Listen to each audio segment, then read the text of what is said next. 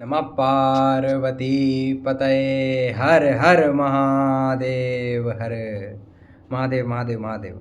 स्वागत अभिनंदन है आप लोगों का काशी केदार महात्म्य की यात्रा में 22वें अध्याय में। पिछले अध्याय में हम लोगों ने देखा था कि किस प्रकार से वर देकर के मानधाता राजा शिव सायुज्य को प्राप्त हुए और एक अंश से केदार जी की सेवा कर रहे हैं कैलाश पे। तो आज हम लोग 22वां अध्याय देखेंगे और बहुत ही सुंदर उपाख्यान है इसमें। केदार जी की और महिमा है, उसको हम लोग पढ़ेंगे और बहुत सुंदर महिमा है। तो बिना किसी देरी के इसको पढ़ते हैं। विश्वेशं माधवं धुण्डिं दंडपाणिं च भैरवं वंदे काशीं गुहां गंगा भवानी मणिकर्णिका। श्री गौरी केदारेश्वराभ्यां नमः। अथ 22वाध्यायः। ऋषि लोग बोले, हे सर्वज्ञ सूत जी, हम लोगों से कहिए कि महामुनि वामदेव जी को क्या पूछने की इच्छा थी और पूछे जाने पर सनत कुमार जी ने उन्हें कौन सा रहस्य बतलाया। हे महाबुद्धे, वह सब हम लोगों को बतलाइए जिससे हम लोग कृतार्थ हो जाएं। सूत जी बोले, हे मुनिवृंद, आप लोग सुने। मुनियों में सर्वश्रेष्ठ सनत कुमार जी जिस बात को पूछने की उनकी इच्छा थी उसे जानकर वामदेव जी बोले, हे तत्वार्थ को जानने वाले वामदेव जी, सुनिए। हृदय में आप भी इस बात को जानते हैं कि सब पापों में बड़ा कौन है, जिसका कोई प्रतिकार नहीं। उसी को समझकर मुझे ठीक ठीक बतलाइए। तब महायोगी बार बार बहुत कुछ विचार कर जितने पाप हैं उन सबका ख्याल कर सनत कुमार योगेंद्र से बोले, हे भगवान, जो बात मेरे मन में आती है उसे कहता हूँ, सुनिए। शिवा अपराध से बढ़कर कोई पाप नहीं। करोड़ों पुण्य करने से भी उसका छुटकारा मुझे नहीं दिखाई पड़ता। 10,000 प्रायश्चित से भी वह नहीं छूट सकता। इसलिए निश्चय पूर्वक शिवा अपराध से बढ़कर कोई भी पाप नहीं है। ऐसे पाप की भी निष्कृति आपके मुख से सुनी। लोक में शंकर की दया धन्य है जिसने कि अपना रहस्य भी कह दिया। ऐसा कहते हुए वामदेव जी से महामुनि ने कहा, हे ब्रह्मर्षि, मैं परमात्मा का रहस्य कहता हूँ, सुनिए। कलयुग पाप युग है। इसमें पाप से डरने वाले थोड़े ही हैं। जो लोग झूठ आदि महापापों का आचरण करके भी जीने की इच्छा करते हैं उन्हें उचित अनुचित कर्म करने का विचार ही नहीं है। शेष 3 युगों में ऐसा धर्म लोगों में नहीं था। कलयुग में लोग केवल इंद्रिय और जीवा के सुख से में निरत होंगे। ऊपर से धर्म का स्वांग रचे रहेंगे किंतु भीतर से उनमें कुटिलता रहेगी। आजकल है। शंकर के प्रसाद के बिना उन लोगों की सद्गति कैसे होगी। शास्त्र का रहस्य ही सब जगह पाप की निष्कृति में प्रमाण है। उसमें भी परमेश्वर का कहा हुआ शास्त्र सब पापों को तारने वाला है। हे ब्राह्मण, गंगा और मणिकर्णिका ये दोनों भी प्रमाण हैं। तथापि विश्वनाथ ने काशी में अपने और अपने भक्तों के विषय में किए गए अपराधों की भी कहीं भी निष्कृति नहीं कही। वे ही सब शास्त्रों के कर्ता हैं, इसमें भी संदेह नहीं। वे ही केदारनाथ होकर सब पर दया करते हैं।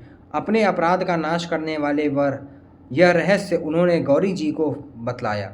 हे मुने, इस रहस्य को कोई जान भी नहीं सकता, केवल वही जानते हैं। उन्होंने ही इसे प्रकट किया। इसलिए यह प्राचीन मणिकर्णिका शिवा अपराध को हरने वाली है। श्रीमान केदारनाथ भी अपने विषय में किए गए अपराधों को दूर करने वाले हैं और उसमें भी उन्होंने अपनी चारों ओर की अंतर्गृह के भीतर काशी की भूमि में भैरवी यातना बंद करके रखी है। इसलिए हे मुने, काशी में केदार जी की महिमा अति अद्भुत है। श्रीमान विश्वनाथ की कृपा में बहुत सी विचित्रताएं हैं। शिव या शिव भक्त का अपराध जो काशी में हो पड़ता है, केदार और गौरी तीर्थ में उस पाप से मुक्ति निश्चय हो जाती है। मैं ठीक कहता हूँ, नहीं तो वह पाप 10,000 कल्प भोगने से भी नहीं मिटता। हे मुने, इस रहस्य को देव ने देवी से कहा था। इसे भक्ति पूर्वक जानकर पामर भी मुक्त हो जाते हैं। इसलिए केदारनाथ की सेवा काशी में दुर्लभ है। अब देखिए केदारनाथ की सेवा का कितना बढ़िया वर्णन है। एक चुल्लू पानी फल फूल भी जिसने चढ़ाया उसके लिए मुक्ति के दरवाजे किवाड़ खुल जाते हैं। श्रीमद् केदारनाथ जी के लिए जिसने एक दीपक चढ़ाया उसके हृदय में गुरु की वाणी का ज्ञान दीपक का प्रकाश होता है। श्रीमान केदारनाथ जी के सामने धूप जलाता है, उसके अनादि कर्म की वासना का गंध भी नष्ट हो जाता है। श्रीमद् केदारनाथ के सामने जो किसी प्रकार के भोग द्रव्य का नैवेद्य चढ़ाता है वही शंकर को जानने वाला है। जो श्री केदारनाथ जी में पान चढ़ाता है उसके दुष्कर्म और मूल पाप जड़ से नष्ट हो जाते हैं। जो श्रीमद् केदारनाथ जी में मंत्र के साथ फूल चढ़ाता है उसको शिवजी मोक्ष के लिए बुला लेते हैं, इसमें संदेह नहीं है। जो श्री केदार जी की आरती करता है मोक्ष लक्ष्मी निसंदेह प्रेम से उसकी आरती करती हैं। जो छत्र चामर आदि राजोपचार से शिव जी की सेवा करता है वह रुद्र कन्याओं के समूह का सेवा पात्र बन जाता है। नृत्य गीत आदि राजोपचार से जो केदार की पूजा करता है उसके सामने मोक्ष लक्ष्मी नृत्य करती हैं, इसमें संदेह नहीं है। जो रुद्रा महाभिषेक के मंत्रों से अभिषेक करता है उसका अभिषेक मोक्ष साम्राज्य की लक्ष्मी करती हैं, इसमें संदेह नहीं है। जो रात को केदारनाथ की महापूजा करता है वह शिव जी का समीपवर्ती होकर महागणों से पूजित होता है। जो टूटे फूटे केदार मंदिर की मरम्मत कराता है उसके मस्तक पर द्वितीया के चंद्रमा विराजमान होते हैं, वह दूसरा चंद्रमौली बन जाता है। जो थोड़ा सा अन्न या जल केदार जी में भिक्षुकों को देता है वह शंकर जी के बड़े भारी दयामृत समुद्र में निमग्न होता है। हे वामदेव मुने सुनो, बहुत कहने से क्या लाभ।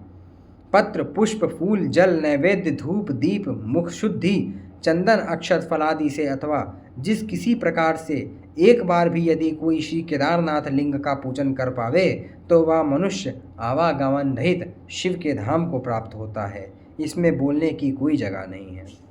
यह काशी केदार लिंग वेद सार है, महोपनिषद का सिद्धांत सार अमृत स्वरूप है, देवों के लिए दुर्लभ है, तीनों जगत के उद्धार के लिए मानो इसने व्रत धारण कर रखा है।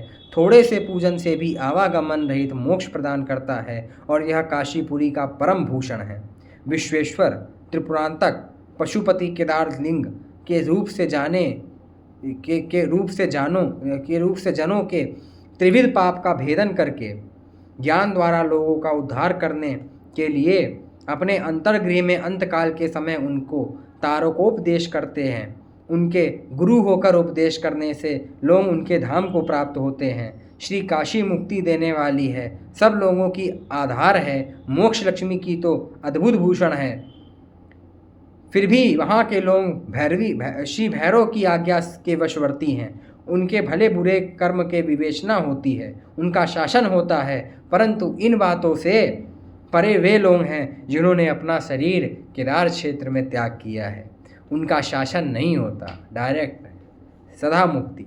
चाहे पापी हो, चाहे पुण्यात्मा हो, चाहे क्षत्रिय हो, वैश्य हो व शूद्र, विलोम जाति के पुलकश हो या चंडाल या महामलेच्छ हों, चाहे स्वेदज चरायुज अंडज और उद्भिक्ष ही क्यों ना हों, परंतु श्री केदार क्षेत्र में शरीर त्याग करने से सीधे सीधे मोक्ष को प्राप्त होते हैं। सब देह में विभूति और मस्तक में त्रिपुंड धारण किए, रुद्राक्ष की आभूषण धारण किए, रुद्री का पाठ करने वाले, पंचाक्षरी का जप करने वाले और प्राणियों को दिखाई न देने वाले शिव योगी लोग अंबिका के सहित अशरीर शिव जी की उपासना करते हुए प्रतिदिन श्री केदार क्षेत्र में शरीर छोड़ने वाले लोगों की ही उपासना करते हैं।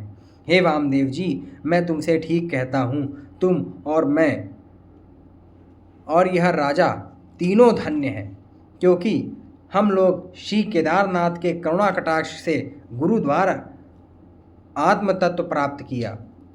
कितना सुंदर श्लोक है ये, देखिए। शिव केदार केदार केदारेष्वेत्वयं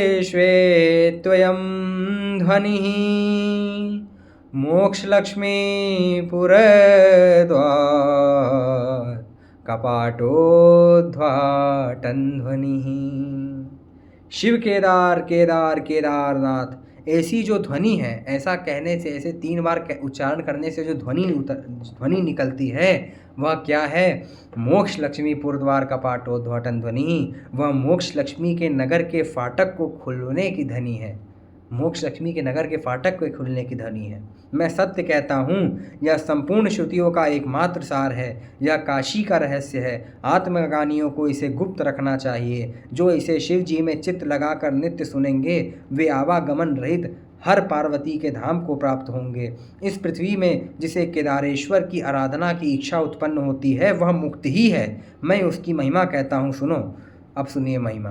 षोडशोपचार से जो पूजा की जाती है उसे महापूजा कहते हैं। सो केदारेश्वर की महापूजा में जो मंत्र ध्वनि हुई, उस ध्वनि को स्वर्ग लक्ष्मी और मोक्ष लक्ष्मी की कलह ध्वनि समझो, जो कि उनको वरने के लिए मैं पहले वरूंगी, मैं पहले वरूंगी ऐसा कहने से होने वाली है। पद्म, आघ्र, आचमनीय और मधुपर्क के मंत्र से जो ध्वनि होती है उसे अपने अपने लोक में चढ़ाई होने के भय से देवताओं की कलह ध्वनि समझो। जो पूजा के बीच में पढ़े जाने वाले मंत्रों की ध्वनि होती है उसे स्वर्ग लक्ष्मी, मोक्ष लक्ष्मी दोनों से विवाह होते समय के ढोल की ध्वनि समझो। अभिषेक के लिए रुद्रादि महामंत्रों के उच्चारण की जो ध्वनि होती है उसे मोक्ष राज्य का अभिषेक के समय की देवताओं की दुंदुभी की ध्वनि समझो। केदार के पूजन में जो वस्त्र भूषण समर्पण के मंत्र की ध्वनि है उसे गणों से पूजित होकर देव के सामने लाए जाने वाली डुग्गी की ध्वनि समझना चाहिए। केदार के पूजन में गंध पुष्प चढ़ाने के मंत्रों की जो ध्वनि को शिव के प्रसाद रूपी साम्राज्य के पाने के समय की डमरू वाली महाध्वनि समझना चाहिए। जो केदार पूजा में शिव सहस्त्र नाम के पाठ की ध्वनि है उसे सब लोगों पर चढ़ाई करने के लिए डंका की ध्वनि समझना चाहिए। जिसके केदार पूजा में धूप दीप के मंत्र की ध्वनि होती है उसे सब देवताओं के सामने से उठी हुई मृदंग की मंगल ध्वनि समझना चाहिए। जिसकी पूजा केदार पूजा में नैवेद्य के मंत्र की ध्वनि होती है उसे मोक्ष लक्ष्मी के ब्याह के समय की ढोल की ध्वनि समझना चाहिए। तांबूल पुंगी फल के मंत्र की ध्वनि जो केदार पूजन में होती है उसे सब देवों के उपहार देने के समय की नमस्कार की ध्वनि समझना चाहिए। जिसके केदार पूजन में नीराजन मंत्र की ध्वनि होती है उसके लिए उसे मोक्ष लक्ष्मी की सदा प्राप्ति की ध्वनि मानना चाहिए। केदार जी में जो पुराण पाठ की ध्वनि उठे उसे बचवाने वाले और सुनने वाले के पास मोक्ष लक्ष्मी के आने में पैर रखने की ध्वनि समझना चाहिए। केदार जी में पुराण पाठ का और खासकर काशी केदार महात्म्य के पाठ का बड़ा महिमा है। जिसकी केदार के निकट पुष्पांजलि के मंत्र की ध्वनि होती है उसे केदार जी के पास उसके ब्रह्मादि से सम्मान पाने की महाध्वनि समझना चाहिए। केदार की सभा में प्रदक्षिणा नमस्कार की जो ध्वनि होती है उसके शिवधाम की गलियों में जाने के समय की तुरही की ध्वनि समझना चाहिए। केदार जी के चारों ओर की भूमि में एक ग्रास आतिथ्य देने के लिए बुलाने की जो ध्वनि है कि आइए आतिथ्य लीजिए, बहुत सुंदर है, क्या है उसकी ध्वनि, उसे कैलाश में उसके स्वागत की ध्वनि समझना चाहिए। केदार क्षेत्र में अन्न देने के लिए बुलाने की जो ध्वनि है उसे स्वर्ग लक्ष्मी और मोक्ष लक्ष्मी की लड़ाई में मैं पहले की ध्वनि समझना चाहिए। जिसकी केदार मंदिर में बढ़ोतरी के कार्य करने की ध्वनि होती है उसे अनेक कोटि ब्रह्मांड में व्याप्त कीर्ति के डंके की ध्वनि समझना चाहिए। जिसकी केदार जी के निकट स्तोत्र मंत्र के उच्चारण की ध्वनि होती है उसे उसके कैलाश के विहार के लिए बाहर निकालने के समय की बाजे की ध्वनि जानना चाहिए। जिसकी केदार जी के चरण में शरणागत की ध्वनि होती है उसके आगे रुद्र कन्या के नाच और वीणा की ध्वनि होती है। जिसकी केदार लिंग के सामने अपराध क्षमापन की ध्वनि होती है उसके नमस्कार के लिए देव समूह के मुकुटों के टकराने की ध्वनि होती है। क्या बात है, कितना सुंदर वर्णन है। देव समूह के मुकुटों के टकराने की ध्वनि वाह होती है। हे मुनि जी, बहुत क्या कहें, जिसे काशी में केदार पूजन का सौभाग्य प्राप्त हुआ वह विश्वेश्वर का शरीर हो जाता है। देखिए कितनी बड़ी बात है, वो विश्वेश्वर का शरीर हो जाता है, इसमें संदेह नहीं है। केदार जी के चारों ओर अगणित लिंग हैं, वे सब देव, दानव, दैत्य, नगर, राक्षस, असुर, राजा, मुनि और अप्सराओं के स्थापित किए हुए हैं और स्वयं ऐश्वर्य भुक्ति मुक्ति को देने वाले हैं। केदार जी के पूर्व में श्री करकंठ नामक लिंग का समुद्र ने स्थापन किया है, उसके पूर्व में मयूर नामक लिंग, उसके बाद वारण नामक लिंग है, उसके बाद सिंह नामक लिंग है, उसके बाद जारव्य, उसके बाद मायेश। यह 6 लिंग क्रम से पूर्व में हैं। कई तो गंगा के जल में लुप्त हो गए और कोई मौजूद भी हैं। कश्यप के 3 लड़के शुरादिक दानव पहले हुए थे। वे स्वामी कार्तिकेय से लड़कर युद्ध भूमि में मारे गए। फिर वह शूर स्कंद के प्रसाद से 2 रूप होकर शिखी और कालज्ञानी नाम से उनका वाहन और ध्वजा हो गए। तारक हाथी होकर महाशस्ता के प्रसाद से पूर्वजन की उपासना द्वारा उन्हीं का वाहन हो गया। सिंहास्य भी पराशक्ति के प्रसाद से वाहन हुआ। उसने पूर्वजन में बड़ी उपासना की थी, अतः देवी ने उसे अपना सिंह बना लिया। सिंहास्य नाम था उसका बना लिया। इन सबकी आज नाम की एक बहन और माया नाम माता, जिसके वे पुत्र हुए, जिससे वो उत्पन्न हुए थी, वे सब शंकर से बैर करके स्कंद के अपराधी हुए। उस दोष की शांति के लिए स्कंद ने उन सबको अलग अलग उपदेश दिया। विमुक्ति होने पर भी उस दोष की शांति के लिए स्कंद की आज्ञा से वे लोग काशी गए। प्राचीन मणिकर्णिका में स्नान करके विधिवत केदार जी का पूजन किया और अपने अपने नाम का लिंग स्थापन किया। इस प्रकार शुद्ध होकर स्वामी कार्तिकेय के पास गए। माँ बेटी ने भी देवी की भक्ति करके शिव जी की आज्ञा से उसको प्राप्त किया। तीन पुत्र दोनों को पूर्वोपासना के प्रभाव से प्राप्त हुए और उन्हें उनके इष्ट देवता की भी प्राप्ति हुई। इसलिए इस प्रकार से बहुत से लिंग चारों ओर विद्यमान हैं और भी बहुत से लिंग चारों वर्ण के पुरुषों और स्त्रियों से स्थापित किए गए हैं, जिनसे उन लोगों की मुक्ति हुई। गौरी जी की स्थापित किया हुआ लिंग गौरी तीर्थ के किनारे पर है। वहीं पर लक्ष्मी स्थापित किया हुआ लिंग गौरी तीर्थ के किनारे पर है। वहीं पर लक्ष्मी स्थापित, व्यास स्थापित और भार्गव स्थापित लिंग है। सनत कुमार का स्थापित लिंग भी यहीं पूर्व की ओर है और गंगा, यमुना और सरस्वती का स्थापित लिंग त्रिनदीश्वर नाम वाला भी यहीं पर है। इस प्रकार से 10,000 लिंग पूर्व की ओर हैं, कितने तो गंगा में हैं और कितने किनारे पर सूखे में हैं। दक्षिण में भी असंख्य लिंग हैं। चित्रकेतु, चित्ररथ, चित्रांगदेश्वर, विचित्रक, सीता, लक्ष्मण, शत्रुघ्न, हनुमान, भरत आदि वानर, भालू, लंगूर आदि के स्थापित लिंग है। महातेजस्वी रामचंद्र तथा अन्यान्य राजाओं ने अपने अपने नाम से विमान की रचना करके लिंग स्थापना किया है। उसी भांति पश्चिम भाग में वैपरीचित्रेश्वर, कालकेयेश्वर, निवात कवचेश्वर, वैरोचनेश्वर, वाल्मीकेश्वर, तिलभांडेश्वर तथा बालकेश्वर आदि लिंग स्थापित हैं। कुंडेश्वर, कुठारेश्वर, पारिभद्रेश्वर, शुंभेश्वर, निशुंभेश्वर, कालीश्वर,